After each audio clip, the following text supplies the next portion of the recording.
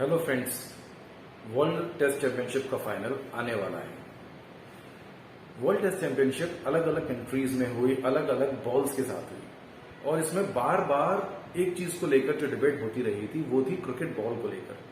जो last test series हुई थी इंडिया और इंग्लैंड में, इंडिया में जब हुई थी इंडिया और इंग्लैंड के बीच में, तो उसमें भी बॉल को लेकर काफी डिबेट हुई थी। विराट कोहली ने बोला कि एसजी बॉल की क्वालिटी अच्छी नहीं है, ये 50-60 ओवर के बाद ही बॉल पूरी तरह से खराब हो जाता है। अश्विन ने कंप्लेन किया और फाइनली एसजी बॉल के मेकर्स को ये बोलना पड़ा था कि अब हम प्लेयर्स फीडबैक को भी इंपॉर्टेंस देंगे जब भी हम अपनी बॉल को बनाते हैं, तो बॉल की क्वालिटी भी मैटर करती है।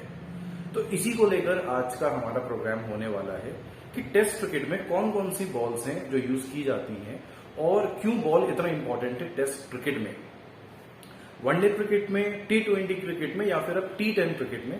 सब जगह एक ही बॉल यूज की जाती है। आईसीसी ने उसको रेगुलराइज कर दिया है कि व्हाइट कोकाबोरा बॉल ही लिमिटेड ओवर्स क्रिकेट में कहीं भी यूज होगी, चाहे वो बायलैटरल क्रिकेट हो या फिर आईसीसी टूर्नामेंट्स हो। लेकिन टेस्ट क्रिकेट में अभी भी बोर्ड्स के ऊपर ये लिबर्टी है कि वो कोई सा भी बॉल अपने हिसाब से यूज कर सकते हैं। तो इस वक्त वर्ल्ड क्रिकेट में 3 तरह के टेस्ट बॉल्स यूज किए जाते हैं, वो है एसजी बॉल, ड्यूक बॉल और कोकाबोरा बॉल। अब टेस्ट क्रिकेट में रेड बॉल्स यूज होती थी, लेकिन अब पिंक बॉल भी आ गई है। तो जो बॉल के जो कलर हैं उनमें फर्क सिर्फ इतना होता है कि जो लेदर है उसके ऊपर जो कोटिंग की जाती है, जो डाई किया जाता है, वो या तो रेड हो सकता है या व्हाइट हो सकता है या पिंक हो सकता है, वो बॉल के कलर के ऊपर रहता है। लेकिन जो बॉल में जो बेसिक फर्क आता है, ये जो अलग अलग बॉल्स हैं, वो आता है कि उनको बनाया किस तरह से जाता है। तो ये जो अलग अलग बॉल्स हैं, जो एसजी बॉल है वो इंडिया में बनता है, जो ड्यूक बॉल है वो इंग्लैंड में बनता है और जो कोकाबोरा है वो ऑस्ट्रेलिया में बनता है। इन सारे बॉल्स का जो बेसिक स्ट्रक्चर है वो सेम रहता है कि इनका जो एक कोर होता है, जो अंदर का हिस्सा होता है जिसकी वजह से बॉल में जो वजन है वो होता है, वो कॉर्क का बना होता है जो कि मलेशियन रबर होता है, ग्लू के साथ में वो टाइड रहता है और उसके ऊपर लेदर रहता है, जो हम बोलते हैं ना कि ये लेदर की बॉल है।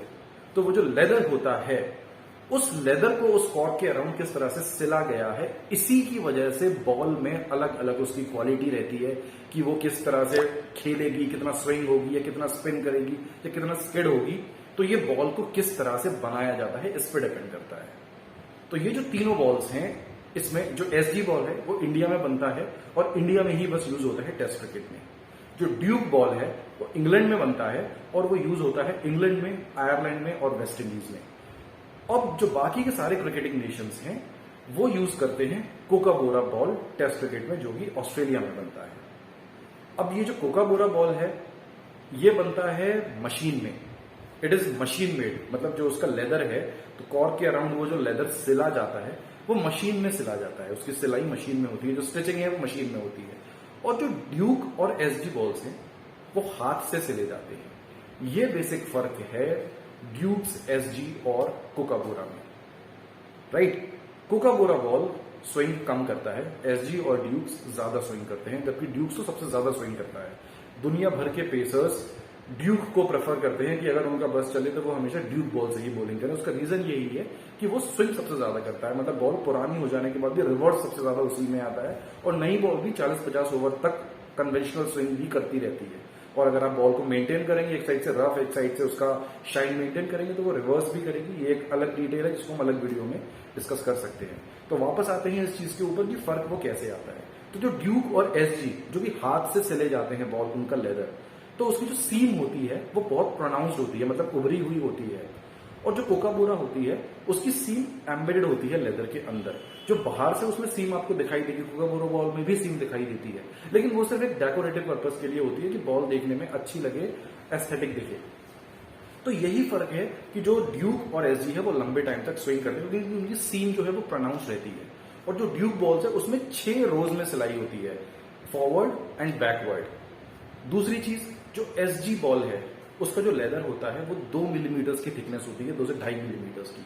और जो ड्यूक बॉल है उसके लेदर की थिकनेस 4 से 4.5 मिलीमीटर तक की हो सकती है, उसका लेदर सबसे ज्यादा थिक होता है।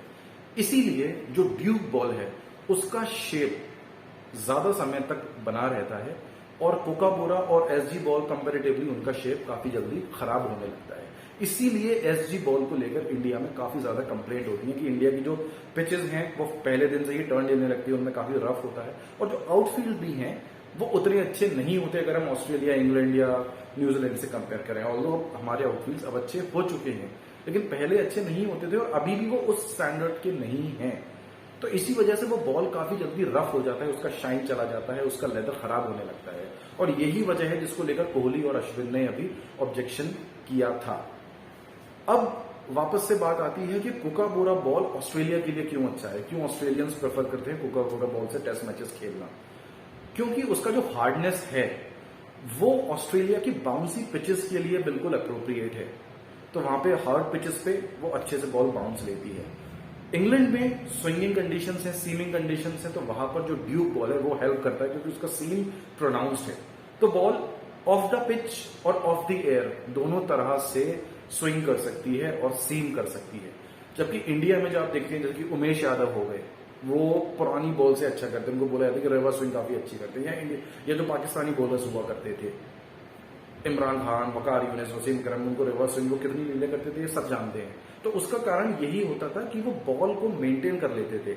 ऑल्दो पाकिस्तान में भी कोकाबोरा बॉल ही यूज किया जाता है, लेकिन जब इंडिया में अब हम एसजी बॉल यूज करते हैं तो उसको बॉलर्स इस तरह से मेंटेन करते हैं कि उससे रिवर्स ज्यादा अच्छा ले सकते हैं। लेकिन अगेन बात यही है कि अगर हम जाएं कि कौन सी बॉल सबसे ज्यादा प्रेफर की जाए, तो दुनिया की जो सबसे अच्छी बॉल है वो ड्यूक बॉल ही है, क्योंकि उसका शेप मेंटेन रहता है, उसका सीम मेंटेन रहता है, सिलाई जो है वो उसकी उधड़ती नहीं है।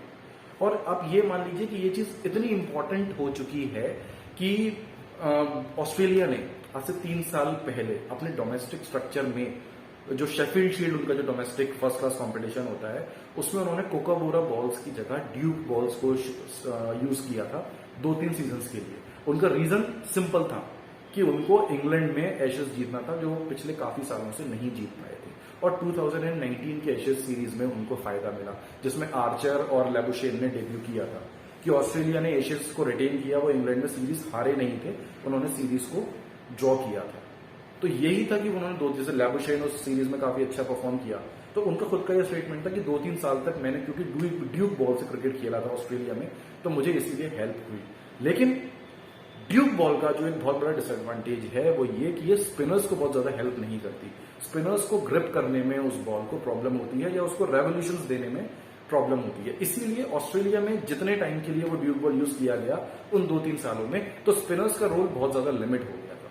तो ऑस्ट्रेलिया का ये भी एक दूसरा प्रॉब्लम था, डबल एजेड स्वॉर्ड जैसा ये हो गया कि अगर हमें इंग्लैंड में तो इंप्रूव कर रहे हैं, लेकिन हमें सब कॉन्टिनेंट के लिए भी तो बॉलर्स चाहिए, हमें स्पिनर्स डेवलप करनी है।